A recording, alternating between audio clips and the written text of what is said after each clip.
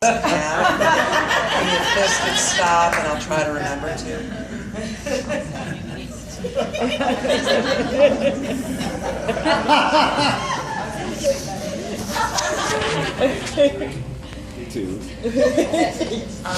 As some of you may know, I have become a bit of a Facebook junkie.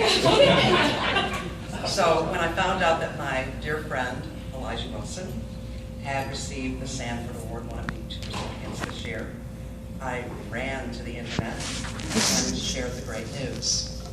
271 likes and 100 comments later.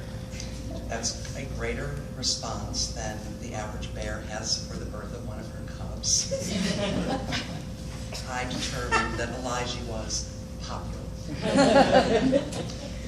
And in that, Elighie Wilson is actually the one that has the moves like Jagger. It goes like this. I won't sing, I promise. Close to 50 said, nice guy.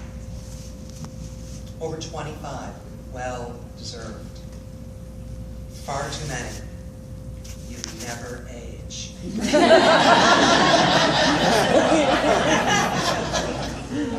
Some of them even said you look exactly like you did in the 70s. That's a lie.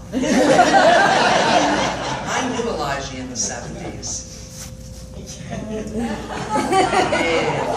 Big hair. There's still a picture, I believe, at Thornwood High School, if you want to go and take a look at it. But my favorite comments were, this is what happens when amazing talent and passion meet hard work and dedication. And one said, you know how to bring the very best out in people. Congratulations, Elighie. To quote from more contemporary philosophers, salt and pepper. What a man, what a man. What a man. What a mighty good man. It was my privilege to nominate Elighie with 2 of our more credible role models and philosophers.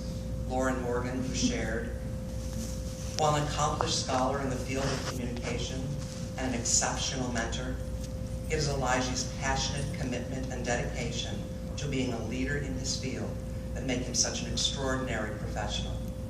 But most importantly, he has inspired many students to pursue advanced study in the field of communication and to become teachers, thereby establishing a lineage of descendants who will carry on this legacy for their life. And Dave Nace, who wrote, it is a well-known sentiment on campus that whenever a faculty member has an issue and they want to know how to steer a committee in the right direction, they see Elighie Wilson. He knows the pulse of students, faculty, and administration, perhaps better than anyone else on campus. This doesn't happen overnight or by accident. Only someone who knows what it takes to get everyone pulling on one rope in the same direction, and the willingness to do so can make these kinds of endeavors happen.